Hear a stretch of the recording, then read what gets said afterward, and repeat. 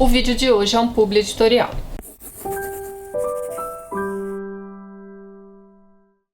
Olá, bom, hoje então a gente vai conversar um pouquinho sobre o livro do Worley Marins. Esse aqui é então O Chamado da Escuridão.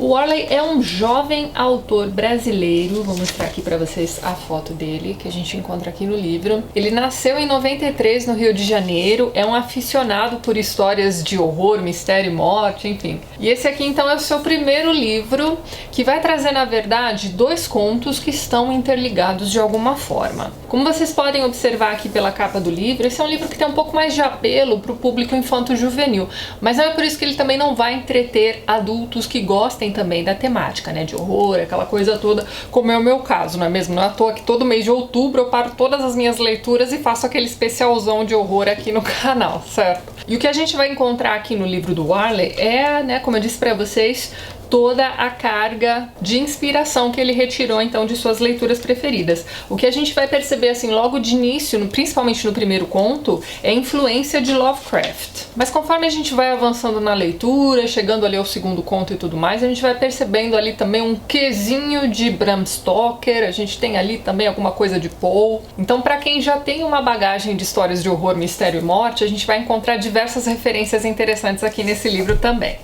No primeiro conto, que é intitulado O Manuscrito do Sr. Adler, a gente vai conhecer então o Sr. Adler, que é ali um homem rico, erudito e tudo mais, e ele tem uma predileção por ocultismo. Então ele estuda muito, ele leva muito a sério inclusive esses estudos do sobrenatural e etc, mas não só pelo gosto literário dele. Ele tem desde criança alguns sonhos envolvendo ali uma cidade estranha, uma rocha estranha, enfim. São alguns sonhos meio inexplicáveis e ele tenta encontrar então na literatura algum tipo de explicação para aquilo que vem acontecendo com ele desde sempre, certo? E aí um belo dia ele está lá lendo o jornal dele de manhã e se depara então com uma notícia a respeito de uma rocha misteriosa que apareceu numa cidadezinha da Inglaterra. Pela descrição dessa rocha que ele encontra no jornal, ele vai associar então esse caso misterioso que aconteceu nessa cidadezinha na Inglaterra com os sonhos dele, por isso ele vai até lá. Chegando então a essa cidadezinha, a primeira coisa que ele faz é procurar um hotel, e aí ele vai encontrar o hotel mais bizarro do mundo.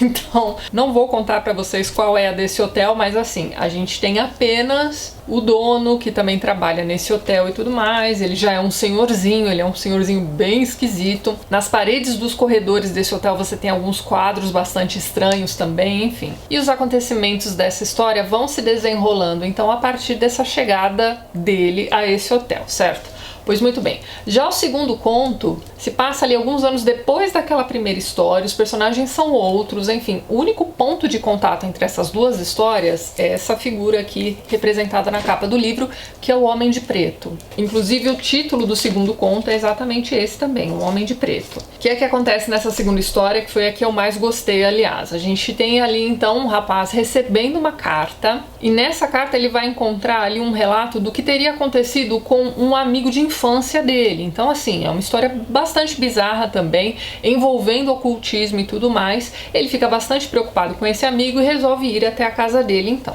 Só que veja bem, o outro amigo deles que escreveu essa carta coloca um PS ali dizendo qualquer coisa do tipo, olha, é melhor você chegar antes de anoitecer, certo? E deixa isso meio no ar, então ele não vai explicar pela carta, né, porque ele deveria chegar antes do anoitecer, mas tudo bem. Ele consegue chegar ali naquela cidadezinha no fim da tarde, mas ainda não anoiteceu, enfim. E ele vai percebendo que os moradores daquela cidade são muito estranhos. Ou estão muito estranhos, então as pessoas passam por ele ali caminhando pela cidade, cochichando algumas coisas que ele não entende muito bem, inclusive as crianças da cidade também, mas enfim, ele chega à casa desse amigo que escreveu a carta, o outro tá lá acamado, enfim, não sabemos ainda exatamente o que aconteceu com ele, né? Então tudo que a gente vai descobrindo aos poucos, né, sobre o que teria acontecido com esse amigo, virão das conversas entre esses dois e também do diário que ele deixou. Como eu disse pra vocês, tanto os acontecimentos bizarros do segundo conto quanto os do primeiro têm a ver com a figura do Homem de Preto. E eu não vou contar mais nada da história pra vocês.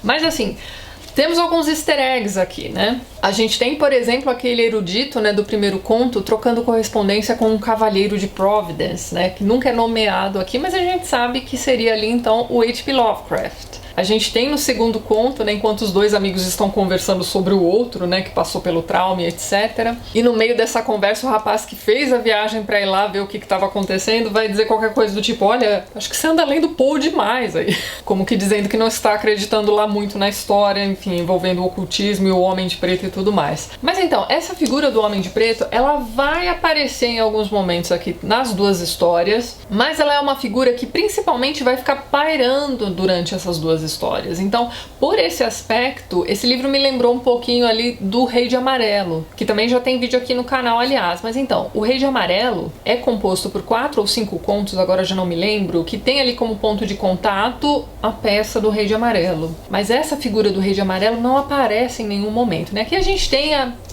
aparição, né, do Homem de Preto, mas em pontos bastante específicos ali da história. A questão da rocha também do primeiro conto me lembrou bastante A Cor que Caiu do Espaço, que também tem vídeo aqui no canal. Então esse é aquele tipo de livro que conforme você vai lendo, você vai pescando ali, dependendo da sua bagagem, né, de histórias de horror, mistério e morte, né, você vai pescando as referências. No fim das contas, esse aqui foi um livro que me entreteve bastante e eu recomendo principalmente para quem gosta desse tipo de história ou para quem tá começando, né, já que o livro tem um apelo infanto-juvenil, a se interessar por histórias de horror.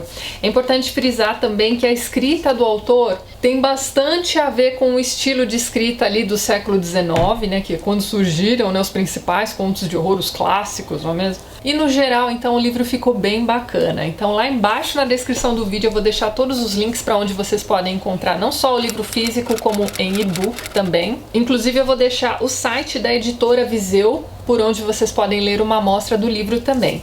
E deixo também na descrição do vídeo todos os links para onde vocês podem entrar em contato com o autor. Então é isso, vou encerrando por aqui.